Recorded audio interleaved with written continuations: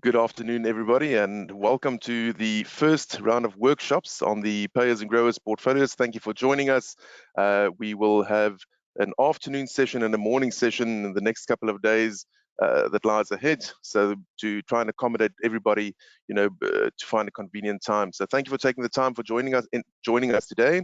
We've got Ian Anderson and Richard Henwood, the two guys who are responsible for our Payers and Growers franchise. To a large degree, and they will be taking us through some practical examples of how do we actually implement and use the Payers and Growers portfolios on a day-to-day basis, and solving some of the income requirements or investment needs of our investors. I think very importantly, what we certainly want to make these sessions as interactive as we possibly can. So we certainly want a different feel to the normal road shows and webinars that we generally do. So if you do have any questions, you will see on the right-hand side in the navigation pane, there is a question box. If you do have any questions, please post them. Ian will go through some slides where he'll discuss some examples, but we certainly will have time at the end to do a Q&A where Ian and Richard will share some of their wisdom with us and the rest of the audience.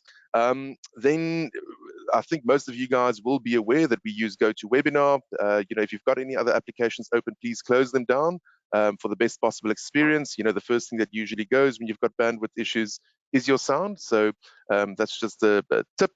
And then for CPD points, this is product specific. So the FPI is quite strict on, whether they allow us to, or approve CPD points for these kind of sessions.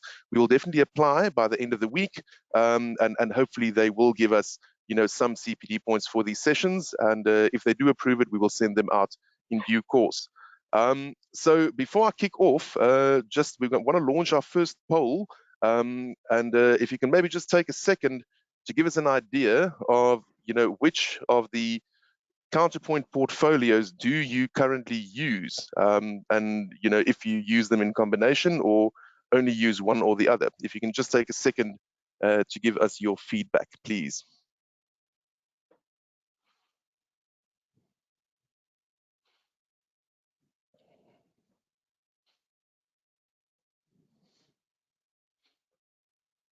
Okay, we had a 60% voting rate. We can just have 2 or 3 more. Thank you. And I'll close the poll at 74% participation. So let's share the results. You can see there that the stable Payers and Growers among this group, we do have a smaller group, 15%, and half of the people that voted used the managed Payers and Growers portfolio. And I'm happy to see that 35% of our audience members actually use both in one way or another. We will have another poll towards the end, but for now I'm going to hand over to Ian, who will be taking us through today's session. Thank you, Ian. Thank you very much, Jaco, and good afternoon, everybody. Before I start, I just want to point out that this is the first time we're trying to do a workshop in this particular format, and hopefully it'll also be the last time that we do it, because I'm hoping that certainly within the next month or two, the next sessions that we host, and that might be in even smaller groups, will hopefully be face-to-face. We can then actually engage, and I think it's going to be a lot easier once we do start those face-to-face engagements to get our message across. So really what I wanted to do and cover today, and as Jaco said, this is not a sort of traditional roadshow type presentation. There's going to be quite a bit more practical implementation of some of the things that we do, but I will start with a recap of the retirement income dilemma. You guys are probably sick and tired of hearing about it from us, but I do think it's always worthwhile just framing the reasons why we do what we do. We then will take a look at the Payers and Growers approach to retirement income planning.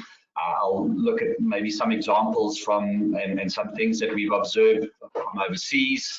Then I just want to touch on a key learning from the past 2 to 3 years. We'll then look at some of the metrics that matter, and we'll analyze them in a little bit more detail. And then once we've done that, start putting what we know into practice and actually constructing portfolios that meet specific retirement income needs based on a framework that I believe is appropriate. And obviously you might think differently, but the part of this interaction is for people to then question why we do what we do, or to maybe share some insights with us as to how you approach your retirement income planning, particularly if you do use the Payers and Growers portfolios. Just a quick reminder, for those of you that did watch the roadshow, you would recognize this particular slide. It's a quick recap of our suite of portfolios. Locally, we have two multi-asset strategies, a low equity balance fund and a high equity balance fund. They're both Regulation 28 compliant, stable PNG and managed PNG. And then through the Nedgroup Investments Property Fund, we also have a domestic property strategy. And then globally, we have two portfolios. We have the Global Managed Growth Fund, which would be classified as a high equity balance fund. It is in the flexible category of global funds, but it certainly conforms to pretty much what the managed PNG fund looks like here in South Africa. So, it's not a Regulation 28 compliant fund, but certainly can be used to construct Regulation 28 compliant portfolios, because our internal metrics mean that we do keep it as close to Regulation 28 compliant as we can. And then we have the Global Property Income Fund, which has been around for quite some time, has a very good track record. I'm not going to spend too much time chatting about that fund today. I'm going to focus most of my attention on the stable and managed funds, as well as the Nedgroup Investments Property Fund, and then the Global Managed Growth Fund. Again, most of you are very familiar with this slide, but I think it's always worth reiterating just how difficult it is to achieve a successful retirement. Whether you're the financial advisor or the client, there are some very difficult decisions that need to be made, and there's a significant amount of planning that needs to go into creating a successful retirement. So clearly, the first objective is that on retirement, there is enough capital, there's enough savings for that retiree to be able to draw an income that meets their existing lifestyle needs, or maybe just a slight downgrade of their lifestyle needs. Importantly, the retiree should then be able to increase that drawdown, that initial drawdown, by at least their inflation every year. You want them to be able to maintain their lifestyle. And unfortunately, in retirement, what you typically find is that the lifestyle changes, and yes, you do less, adventurous things, but unfortunately, some of the payments that you make, your increased medical bills, hospitalizations, actually mean that your inflation is a lot higher than the basket. So inflation is a major risk, and I'll probably touch on it a little bit more with respect to some work that was done by William Bengen, who came up with that 4% rule, the SafeMax rule. In fact, he came up with a 4.5% rule, but it just got downgraded to a 4% rule. And then finally, the retiree's capital should not be exhausted, irrespective of the length of time they spend in retirement. Yeah, and back when they first introduced defined contribution funds, I think most regulators felt, or certainly the product innovators felt that, well, most people would only spend 10 or 20 years in retirement, and so longevity risk was not really a factor. Most people would then be able to live a comfortable retirement and not exhaust their capital. But unfortunately, a lot has changed over the last 20 years, and people are retiring a lot younger. The average retirement age has moved from sort of 65 to 68 down to 60, and a lot of people today are being forced to retire at 55 and 57 and 60. And then because of advances in medicine, most of those people are living well into their 80s and some into their 90s. And so now suddenly you're starting to plan for 30-year retirements or 40-year retirements, and that certainly wasn't front of mind when these particular strategies were first thought about and when defined contribution funds were first introduced. This particular problem has been referred to as the nastiest, hardest problem in finance by none other than William Sharpe, who's a Nobel laureate, a world famous economist, who's spent pretty much the bulk of his retirement trying to work out how to solve this particular problem as things have become increasingly more difficult. And there are numerous, or people have put out numerous solutions as to how to overcome these problems. But hopefully, as we go through this particular presentation, you'll see how the payers and growers strategies can address some of the issues that a retiree will face in their retirement. I think the big problem, and it's both a psychological thing, but also a market thing, is that when you hit retirement, you start decumulating. So you go from accumulating savings while you're moving through your working career, and you always seem to be going forward. You're always adding to your pot. So there's never any stress on how much money you actually have. If it only goes up by 5% in 1 year, it doesn't really seem to make much difference, because at least it's going up. Even when markets aren't performing well, your contributions still make it look as though your portfolio is moving in the right direction. Unfortunately, as soon as you hit retirement, you now start drawing against that savings. Even if the markets are performing, your pot is still shrinking because you're drawing against it. And then when you have a bad sequence of returns, and we'll speak about that in more detail a bit later on, when you have a bad sequence of returns, the amount that you draw against that portfolio can be quite severe, and psychologically it becomes a much more difficult thing for the retiree to keep doing, as they see that pot of money that they've worked so hard for shrink, and in some cases shrink quite rapidly. And I think what we do find is that people view these two particular phases of a client's lifestyle as distinct and different, and that you therefore need different solutions. And in fact, you've got two camps here. One saying, well, the portfolios and the tools that work in the accumulation phase should be able to work in the decumulation phase. And then other people who say, well, while you're accumulating, you need to be very aggressive. You need to have a lot of growth assets. And then the minute you get close to retirement, you need to de-risk your portfolio, and you need to move more and more of your capital into less volatile asset classes like cash and bonds. And so these conflicting views are prevalent in the marketplace, and it does create a lot of anxiety for clients. And I think as we go through this presentation, the one thing that you will see is that it becomes increasingly difficult to have a successful retirement if you don't have a higher allocation to growth assets, or if you have a very low allocation to riskless assets. Going back to that work that William Bengen did on that 4% rule, effectively what he did was he looked at 30-year investment horizons from 1926. So he just used, so for somebody retired in 1926, he looked at what level of income they could draw over the next 30 years and to try and get a number where nobody would have run out of money after 30 years based on one particular drawdown rate. And what he worked out was, and I think the first time he did the study was in 1992, so I think he had about 38 or 40 30-year periods that he could analyze, and he came up with this 4% rule. He later did change the asset mix somewhat to bring in international securities and a couple of other things, and he was able to up that to 4.5%. But what he did actually not say in his research was that there was one distinct 30-year period where the investor would have run out of money, and that period happened to be an investor who retired at the beginning of 1969. So it's a long time ago. But the 30 years after 1969, even though the market returns were actually quite good, the retiree actually ran out of money. They ran out of money, I think, in year 27 or year 28.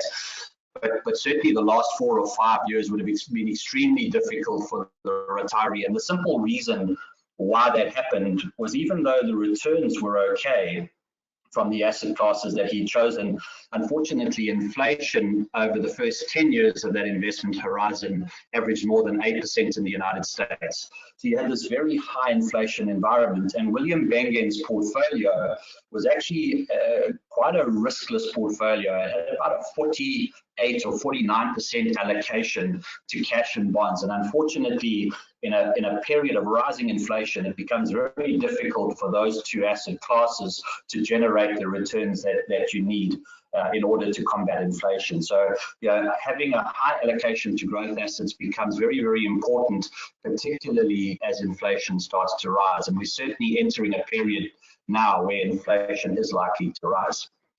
So just looking at this, and we call this sort of this risk of not meeting the returns that you require, sequence of returns risk. What I've done here is I've just looked at a 20-year retirement, assuming that somebody had 5 million rand on retirement, growing 6% initially, escalating that rand value by 6% a year, and they got a 10% per annum linear return. Now there's obviously a lot of things in here that clearly will change. Certainly a 10% per annum linear return is not possible. I think also the 20-year retirement is probably a little bit too short these days. And certainly a 6% initial drawdown might be too low, given that the average drawdown in South Africa is well over 7.5%. Maybe the 6% escalations can be a bit lower, but you can see under that scenario, a retiree with a 20-year investment horizon will never run out of money. There's enough return and the return is delivered with a high degree of certainty and predictability, and as a result of that, the retiree never runs out of money. If we just knock 2 percentage points per annum off the return, the outcome for the client, and everything else remains exactly the same, the outcome for the client is very different. Yes, again, the client doesn't run out of money, but already by year 15, we're starting to see a rapid decline in the amount of capital that the client has. And at that point, psychologically, the client is going to start worrying about their future. They're going to worry about whether or not the returns that they are going to get in the future and the amount that they're drawing is going to be enough. They'll make some lifestyle changes. There'll be quite a lot of anxiety with this client. If we knock just another 1% off that return, you can see in this instance, the client actually runs out of money effectively after about 19.5 years. So you can see just how important it is if you want to maintain a particular drawdown rate and grow that at or above inflation through time, or at inflation through time, then you actually need higher returns. And this would be a return that has to be generated after fees, after investment manager fees, after platform fees, after advice fees, and probably also after tax. And so when you add all of those things together, the actual portfolio return has probably got to be well in excess of 10 or 11%. Now, the minute you start adding volatility to the mix, so here I've assumed a 10% per annum return over that 20-year investment horizon, but the first 10 years are filled with poor returns of sort of 5% per annum, and the last 15 years are returns of 15% per annum. And because you are drawing against this portfolio, because you are putting pressure on this portfolio, that first 10 years of bad returns, even though you got much better returns in the second half of this retirement, you've depleted your capital so significantly that there is no way for you to recover. There has been quite a lot of research in terms of trying to determine how important each year is in determining the final outcome. And what we do know is that over 50% of your final outcome is determined by the returns that you achieve in the first 5 years. How much of your capital are you depleting, or how much extra capital are you adding in those 5 years, depending on the types of returns you get, makes the biggest contribution to your final outcome. And then the next 5 years adds another 25%. So your first 10 years basically will result in will tell you with sort of 75% accuracy what your final outcome is likely to be. And the scary thing, I think, for most investors, and certainly investors here in South Africa, is if you look at the average returns from your multi-asset low equity, multi-asset medium equity, and multi-asset high equity categories over the last 5 and 7 years, you can see that, and again, these are returns before platform fees, before advice fees, before taxes are paid. You can see that the returns have actually been quite low. And in most instances, particularly clients wanting to continue to increase how much they're drawing, there would be fairly substantial capital depletion over this period. Now, it obviously includes a very volatile last 3 or 4 years, but in fact, if you look at those last 3 years, which includes the pandemic, you can actually see that the last 3 years have been a lot better than the 5 years or the 7 years, and clearly going back further, the years between 7 and 10 were obviously also quite good, because the average returns there are slightly higher at between 8 and 9%. But again, that's not up at 10%, and it's certainly, once you start adding in the fees that you have to pay, advice and platform fees, the actual outcome for the client is going to be significantly worse. So how then do we try and address or try and mitigate some of the risks that a client experiences in both the accumulation and decumulation phase, but with an emphasis on the decumulation phase? How can we ensure that a lot of even if you have a bad sequence of total returns, how can we mitigate the impact or the damage that those poorer returns can have on the overall financial plan? And it's really to produce income efficient portfolio. So what does that actually mean? It means that we want to continue to try and maximize the total return that we are generating for the client, because that's the only way that you can spend 20 or 30 years in retirement. So the portfolios that we construct are fully invested through the cycle in growth assets, the highest possible allocation to growth assets based on the regulatory environment in which we operate. We employ a buy and hold strategy. Yes, we will make changes to the portfolio from time to time. We will change constituents within the equity basket or the property basket. We will make subtle changes to the asset allocation, but by and large, we have a buy and hold strategy so that we can enjoy the benefits of compounding and reduce costs as much as possible, because costs in the long term can also have a very detrimental impact on the final outcome for your client. But the securities that we own have to pay dividends or income or interest income. In that way, you create this income efficiency, because it's this income that the portfolio is generating that will be used to service the client's drawdown. So you're not servicing the client's drawdown by selling shares, you're servicing the client's annual drawdown from the income being produced by the portfolio. As a result, the portfolio yields are significantly above the market and the peer group average. And then because of this high allocation to growth assets and the fact that we're getting the income not from holding cash and bonds, although there will be some of that in the portfolio, the bulk of that income is coming from equities, which should be able to grow their dividends at least above inflation or slightly above inflation through time. So what you end up with is an above average income yield, which you can then use as your starting point to see whether or not you can meet your client's drawdown requirement. We want to grow that distribution or that income ahead of inflation through time, and through that inflation beating distribution growth, achieve inflation beating capital growth.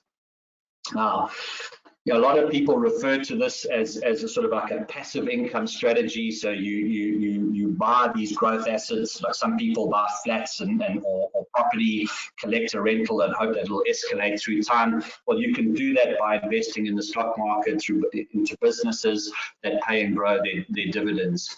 And certainly it is for a long time has been advocated as one of the best solutions to overcome the risks that you would find in retirement, matching the cash flows that you require in order to meet your lifestyle needs with cash flows that are being produced by the portfolio. It leads to a significantly more predictable experience as well when it comes to financial planning. Capital obviously exhibits very high levels of volatility.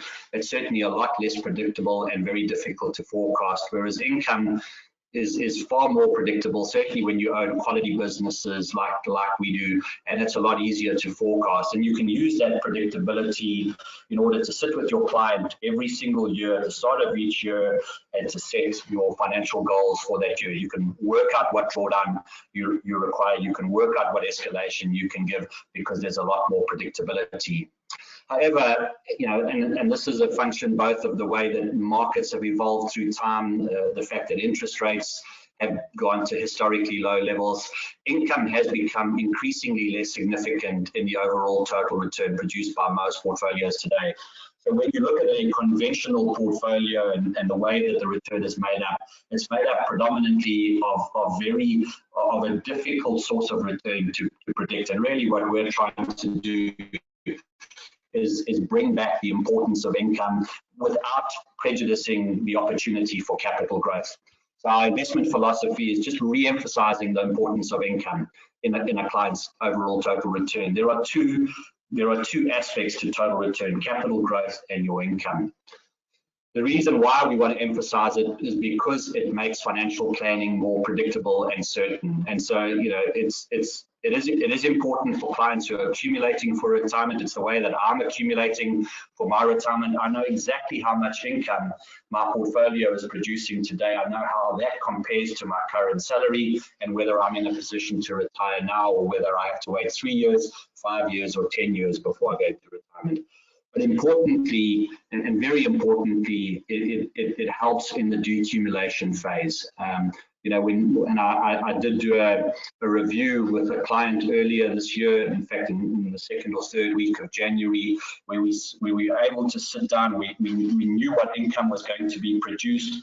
We knew what the client wanted. The income that the portfolios were producing was going to meet his income requirements. He actually had to up his income requirement quite substantially because of lifestyle circumstances. But importantly, he'd been drawing quite a low level of income initially and was able then, through you know, the fact that his unit balance had grown, he had more units producing more income, we were able to give him an increase in his income substantially above inflation. So the key outcomes then from a payers and growers portfolio, you will have higher allocation to growth assets. You need those growth assets in order to ensure that you can overcome longevity risk. It does mean that you're going to have higher volatility relative to the peer group. You have higher income yields, and we're focusing on both capital income growth in the long term to allow for better retirement income planning.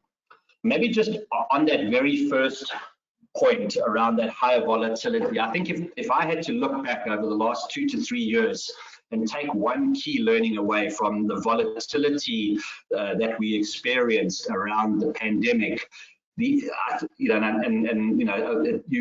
we get older, we learn. We think we know everything, but slowly we learn a little bit. And I think this was the one learning that I do have to take, is that there was probably and is probably quite a bit of, and we know that there is a bit of idiosyncratic risk in a payers and growers portfolio. In other words, there's risks that are common across all of the securities in the portfolio that we didn't diversify away. So as a result of that, when you have these extreme levels of distress, they can create high levels of volatility. And this meant that a number of IFAs in their clients abandoned the financial plan before prices and therefore their capital values were able to recover. Had they stayed the course, they would have been in a good position now and an improving position, but unfortunately that higher level of volatility scared a lot of investors off. And so you can see it in this particular chart. The orange line is the managed payers and growers fund. You can see a great performance through to 2018, significantly outperforming its peer group, which is represented by the grey line. But then since 2018, there's been a significant level of underperformance. In fact, that underperformance lasted until March of 2020, or slightly later than March 2020. But since October 2020, we've seen a significant improvement in the relative performance of this fund, and we would anticipate that this performance would continue, or we do expect this performance to continue. What we do also have, though, in our suite of portfolios is the global equivalent of the managed P&G fund.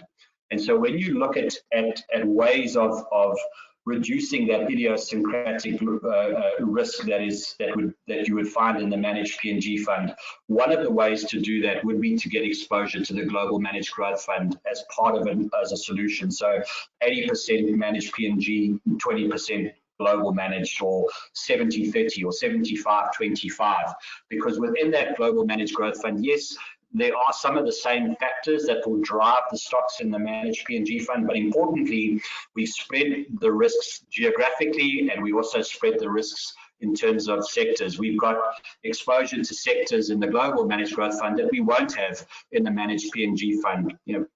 Big oil, for example. So we've got some commodity exposure. We own ExxonMobil and Total Energies in that portfolio. We have exposure to some technology businesses, not very many. We've got Microsoft is probably about it. And then we also have more exposure to pharmaceuticals, and those particular businesses performed well throughout the last 3 or 4 years.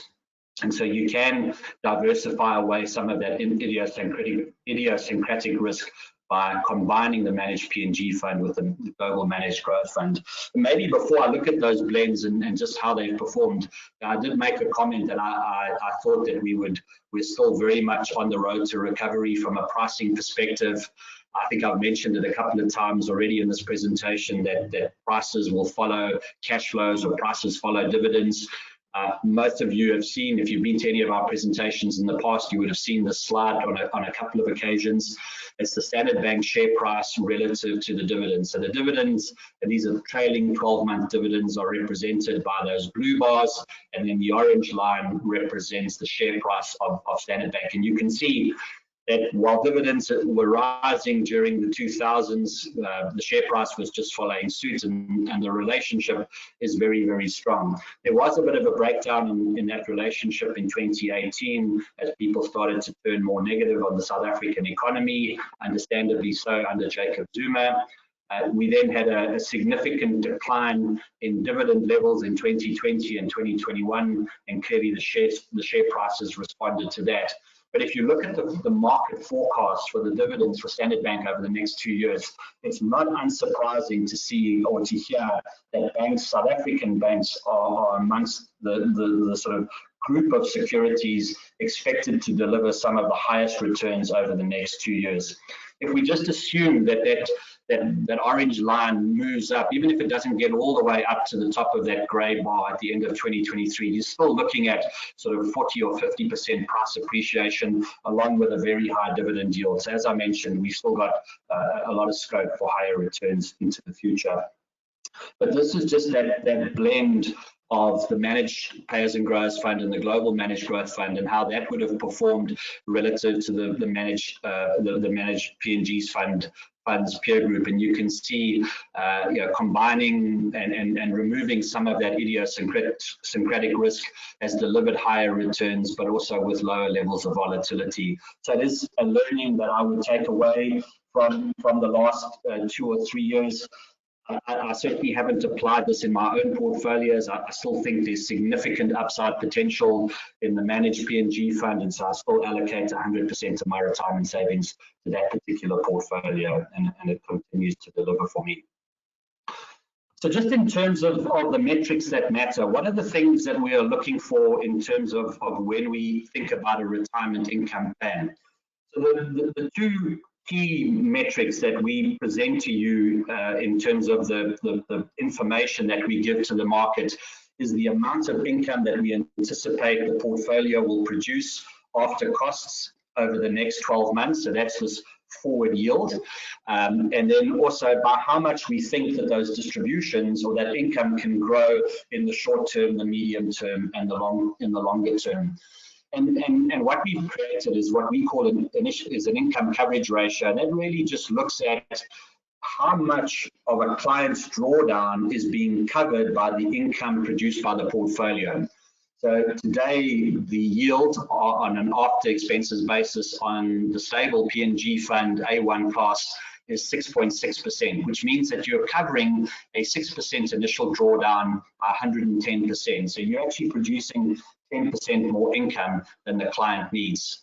Going out all the way to the managed P&G fund, where the yield is around about just under 6%, you can see on the A1 class, just under 100% of the income that a client would draw is covered by that portfolio. I do want to point out that this is, again, before platform fees and before advice fees. You always need to build that back up into the equation. So in all likelihood, what you're looking at is the 7% drawdown for a 6% client, because there's usually around about 1% of fees that are going to be added in. So the question that we get quite a lot of is, what is an ideal income coverage ratio? Where should it be? Well, I think the first thing is, if it's over 100%, that's too much. You know, I think in that case, unless the client has oversaved and has never touched their retirement savings, has made some substantial lifestyle changes, I think greater than 100% is too much, because most of the clients, in order to get that, would have to make lifestyle sacrifices. And anyway, the purpose of the living annuity is not for you to have more money when you die than when you start your retirement. I think the 75 to 100% level is probably the ideal range. And again, I would go lower rather than higher here. Your capital will obviously be depleted if your returns are poor, but there's probably not going to be a significant amount of poor return to derail the plan. 65 to 75% income coverage ratio, absolutely, you know, it can work, but you are going to be, as a financial advisor and client, you are going to require some fairly reasonable capital returns in the first 5 to 10 years. So you know, if you start having poorer returns in those initial phases, then the chance of the plan succeeding is going to be a lot lower. And then less than 65%, and unfortunately a lot of people are in this because they do have to draw a lot more than 6 or 7%. And here you would obviously have to intervene regularly, either as the IFA in order to make some portfolio adjustments, or the client where you're having to make significant lifestyle adjustments. But that's just you know, clearly this will be open to interpretation. Some IFAs would want maybe more coverage, some prepared to take a lot less. Again, it'll also boil down to the client and how much risk the client's prepared to take on. In terms of the distributions and where we are in terms of that, we've seen a strong recovery in distribution since the lows of 2020, and it's likely going to take 2 years to recover to pre-pandemic levels. One thing I do want to point out in this chart is that the stable PNG fund, we haven't assumed any further interest rate increases. Those are likely to come through, and therefore the distributions from the stable PNG fund for 2022 and 2023 are probably quite low. Obviously, the managed PNG fund has less exposure to cash and to bonds, and therefore most of that there's unlikely to be significant changes unless the companies that we own produce better outcomes for us. Another question that we got and that we continue to get quite a bit is how accurate is our forecasting in terms of the income, given the fact that we have this high allocation to growth assets. What I've done here, just excuse that 70-30 split, 75-25 split, that's not supposed to be there. But really what we've done here is we've gone and looked at the forecast that we put out at the beginning of February, the beginning of April, the beginning of July, and the beginning of October for the stable PNG fund, both the A class and the A1 class, and the managed PNG fund, A class and A1 class.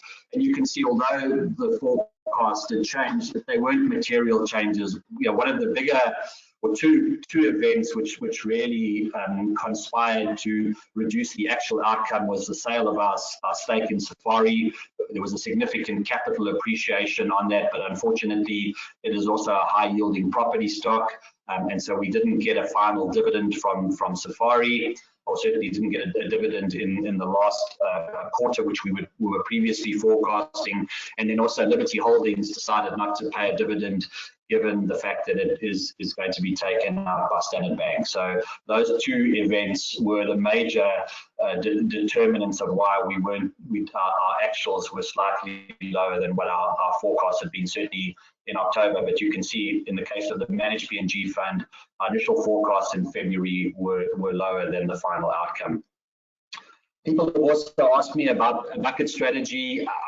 I'm sort of on the fence with regards to a bucket strategy. You know, from a payers and growers perspective, there is income being produced by the portfolio.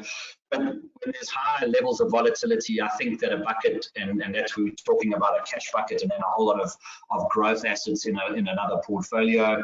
I think that it certainly gives the IFA and a client, they have peace of mind, and that can often then mean that the plan isn't disrupted and the plan has time to recover. You can actually time your rebalancing. It doesn't have to happen, you know, when you need to sell securities in order to meet a particular drawdown requirement. And then within the PNG universe, the income from the growth portfolio can top up that cash bucket. So it alleviates even more the need to do rebalancing.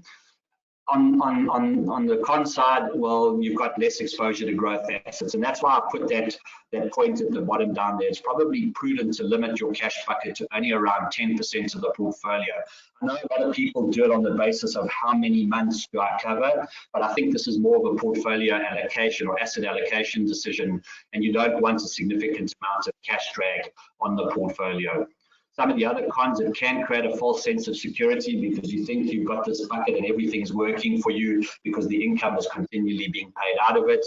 And you know, it does add a layer of administrative complexity to the retirement plan. Somebody's got to be making decisions when to top up the cash bucket. So there is a lot more work involved. We obviously did have a product where we were able to top up the cash bucket from the income produced by the portfolio or the growth portfolio. That doesn't exist today. You know, maybe in the future it might, but certainly if you can do that, or if you can find a service provider or an admin platform that allows you to top up your cash bucket from the income from a growth portfolio, particularly a payers and growth portfolio where that income is high, well, it'll solve a lot of these pros and a lot of these cons, to be quite frank. Just a quick look at, and this is the sort of the practical application, and what I've done is I've constructed sort of 3 or 4 portfolios just to give you an idea of the sort of initial income yields and the long-term expected growth and distributions and capital that you should anticipate, and then you know what allocation you end up in terms of a portfolio, and then based on a 75% RCR, what level of drawdown that could support, bearing in mind again that we're doing this in a non-fee environment, so you have to adjust these for fees. And you know, if we just assume that, for example, this is 100% allocation to the managed PNG funds, so in other words, this is my retirement income solution, the initial income yield at 6% will probably deplete down to about 5%. So that 75% of RCR will probably come in at about 6.8 or 6.9%. So it's obviously not anywhere near the 8%. So just bear that in mind. But this is just for illustrative purposes. The second portfolio that I constructed was an 80% managed PNG and a 20% net group fund. This has proved to be quite a popular allocation. You know, certainly if I look at some of our clients and advisors, it gives you a higher allocation to property, which means a slightly higher initial income yield, supporting a higher RCR. Again, you have to adjust for fees, but the big change here is a drop in the long-term expected growth, because you now have a lower allocation to equity dividends and a higher allocation to the listed property sector. This is the allocation of a 70% to the managed PNG fund and 30% to the global managed growth fund. What you now have, though, is a much more diversified portfolio. So that's the first observation. If you look at the portfolio, there are significantly more pies in the pie chart. You've now got global property, global equities, global bonds. But the sacrifice you make is obviously in terms of that initial income yield. And again, you know, once you adjust that for fees, your 75% RCR is probably only sitting at around about 5, you know, maybe a little bit more than 5%. So, you know, if you're drawing 4%, certainly this would be an ideal strategy. Here, the longer term expected growth rate starts to ratchet up. So you have that lower initial yield, but your growth rate starts to move in a more positive direction. So certainly for a younger retiree who probably is going to spend 30 or 35 years in retirement, this is a more appropriate portfolio to construct. And then just to show you, you can still achieve the same sort of initial income yield and ICR with a slightly different mix here. I've got a 60% allocation to the stable fund and a 40% allocation to the global managed growth. So the initial income yield comes out at the same level, about 4.6%. But importantly here, the growth rate is going to be a lot lower. So you've taken a significant amount of exposure away from risky assets. You've got a lot less exposure to SA equities. You've got a lot less exposure to SA properties, and you end up with a lot more exposure to SA bonds and cash. And so although you've got that same sort of initial income yield as a 70-30 managed growth, global managed growth split, the longer term growth prospects are vastly different. So, plugging all of these different allocations in will yield different results. But, again, this is, you might find that you've got a very risk averse investor, and as a result of this, they're not looking for high levels of growth. They want more protection, a little bit more offshore exposure, a little bit more diversification, and so you can play around with those allocations. With that, I'm going to say thank you. I've probably gone on for about 5 minutes longer than I anticipated, but I am prepared now to take some questions. Thanks very much, guys. Thank you, Ian. As always, very well presented. And so besides one person asking, is this the place where I post questions? We haven't had any other questions. So now's your time to shine. If you do have any questions, please put it in the question box. I think whilst we wait for that, we've got one more poll that we can launch. So whilst you're thinking of your questions, I'm going to launch this last poll. If you can maybe just take a second. We know that many people using our internal products, they definitely used the Global Managed Growth Fund, but we certainly want to throw the net out wider, during the course of these workshops to find out, what the take-up rate was, beyond just speaking to people using our, internal products. We're at 65%, 68. There we go. I think that's a fair representation. So it seems like we do have some work to do. We've got 65% of people that haven't used the Global Managed Growth, and I think in that, given what Ian has mentioned and shared with us, there certainly is an opportunity for us to, to do some training and kind of point out the pros and the cons of, well, not the cons really, but the pros as to why you would want to allocate, your clients' money towards the Global Managed Growth Fund. I mean, one of the changes that Ian spoke about, during the roadshow last week, was the fact that the Global Managed Growth and the Global Property Income Fund are now also distributing. So, it certainly has conformed to the rest of the local payers and growers portfolios, and so the income isn't wrapped up in the price anymore. You will be getting distributions from those global portfolios as well. So we've gotten our first question. Yeah, thank you, Neil. Ian, go ahead. Yeah. No, please go ahead. I was just going to say, and just give you an idea, the yield, the sort of after costs, and bearing in mind that you do have to pay dividend withholdings tax on the dividends that we receive in that global portfolio, you are still getting a yield after costs of around 1.5%. I know that doesn't sound like very much, but previously it was zero because it was all rolled up in that portfolio, so you couldn't actually see what the income was. I'm hoping that we are moving into an environment of slightly higher yields, higher interest rates, and maybe as a result of that, higher dividend yields and certainly listed property yields. So that yield might actually ratchet up over the next sort of 12 to 18 months. Sorry, Jaco, go ahead. No, thank you for that, Ian. Thank you for elaborating on that. So we got a question from Neil. Would you consider providing a calculator which can be used to calculate the different allocation scenarios? Thank you, Neil. I think that's a very good question. I did. I've got a very rough version of it today. I spent quite a bit of time this morning just trying to, work out exactly how it could be done, and I've solved that. So, once I built the framework, it was very easy just to plug in some numbers, And because of the ease of use of that tool, it became obvious to me that you could construct portfolios with the same initial yields but very different growth rates, and then the same growth rate but very different yields. So yeah, absolutely, I'll make it look a little prettier, probably put some of our branding on it, and then very happy to distribute it. We'll make sure that it gets updated regularly, because obviously it's based on asset allocations and yields at a point in time. Yes, and I mean we do. I think a lot of the people. Go ahead, Ian. Sorry, and obviously we will also make, you know, because clearly the growth rates are just based on longer term expected growth rates from the various asset classes that we have exposure. So, you know, if you think that the rand is going to depreciate by 10% a year, well, then you're probably going to build a much higher growth rate into the distributions or dividends that we get from our global equity portfolio. If you think the rand's going to appreciate, well, then you're going to have no growth from the global portfolio. You know, if you're Piet Viljoen, you put in no to zero growth from property. If you're Ian Anderson, you're putting in a little bit of growth based on the portfolio that we're constructing today.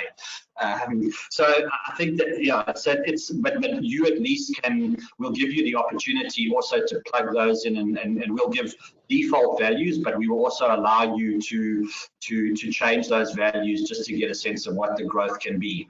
And clearly we will continue to still provide short-term distribution forecasts. So in other words, the next year and 2 years. So that's not going to change.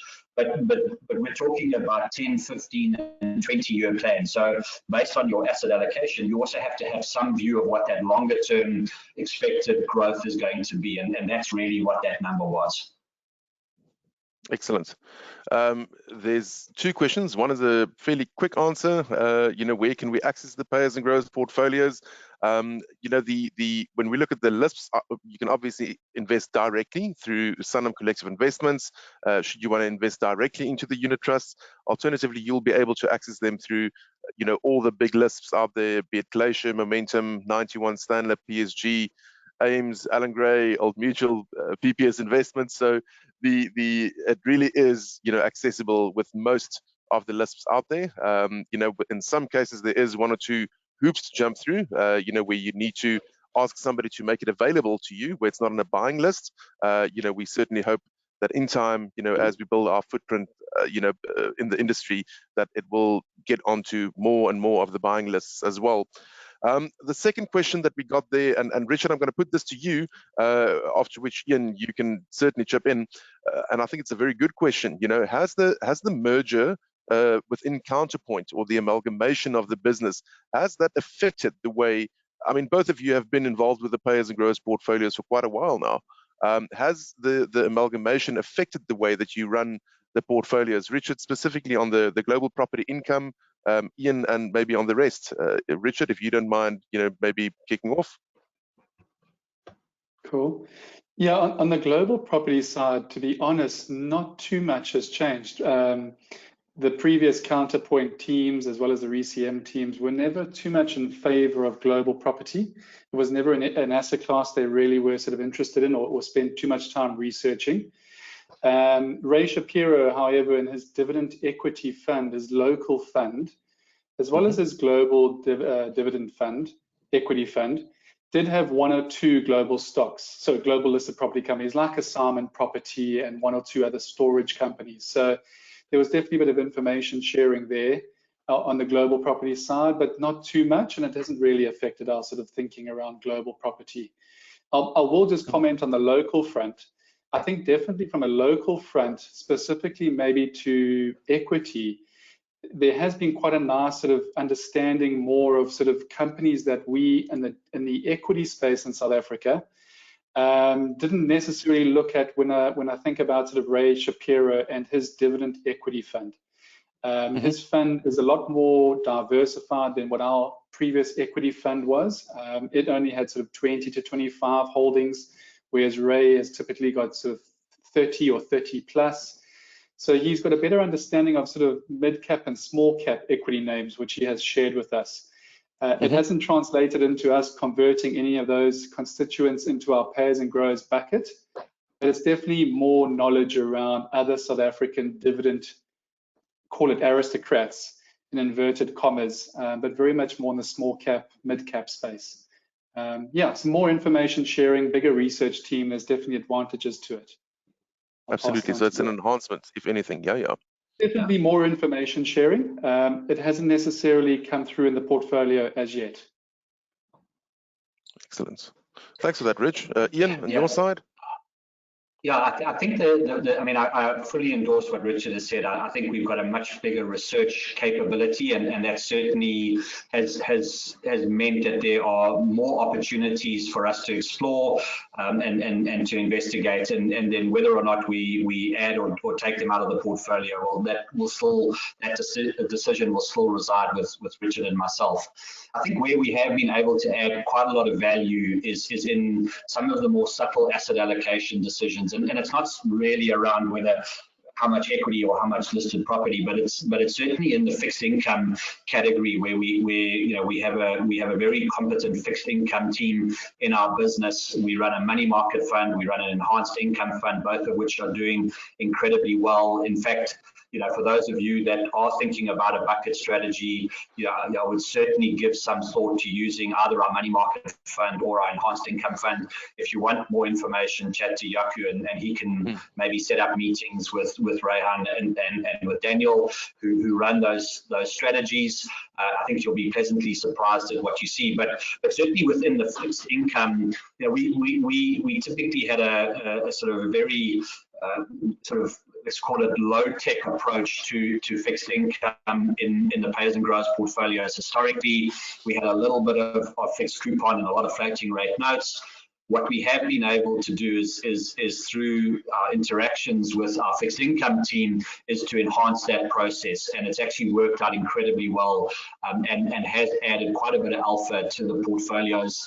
I think also, we've got a competence in preference shares, which many other investors don't have or didn't have, but maybe they have now as the market's about to shrink, but we increased our preference share exposure quite substantially towards the end of last year in anticipation of significant capital upside as the bank started to redeem their prefs, as other businesses started to redeem their prefs, and we were able to capitalize on that. So there are just more skills in the business today across more asset classes, and I think that's really the big thing, and the big plus for us. There certainly hasn't been any negatives. It's just been a lot of positives. Excellent. I've got another question here. So I think this will be the last question that we take. Do you think the low growth SA economic landscape will allow you to invest in companies that are growing dividends? Yeah, I mean, this is the question that probably will keep me up at night, is whether there's still enough growth in South Africa, and I think certainly for the next 2 to 3 years there's almost the recovery growth, and we're not paying very much for it, and I think that's a very important consideration. You can go overseas and get growth, but you're going to pay for it, and certainly when you go to the United States, yes, you see lots of growth, but you're going to pay properly for that growth. I think here in South Africa, the market is so negative on the growth outlook that as a result of that, you are paying next to nothing for maybe 2 or 3 years growth, and then thereafter you have to reassess.